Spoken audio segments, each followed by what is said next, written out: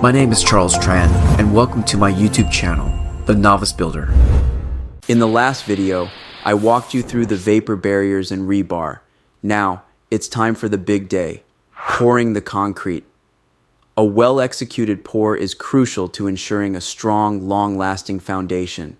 The process starts with the concrete truck delivering the mix, followed by carefully distributing it across the site. The team works quickly to spread, level, and smooth the surface, making sure everything is even and properly compacted. This time lapse gives you a quick look at the process, but if you want a full step-by-step breakdown, check out the detailed tutorial linked below. And don't forget to subscribe to my channel for more in-depth tutorials, DIY projects, and step-by-step guides. Now, here's the time lapse for concrete pouring day.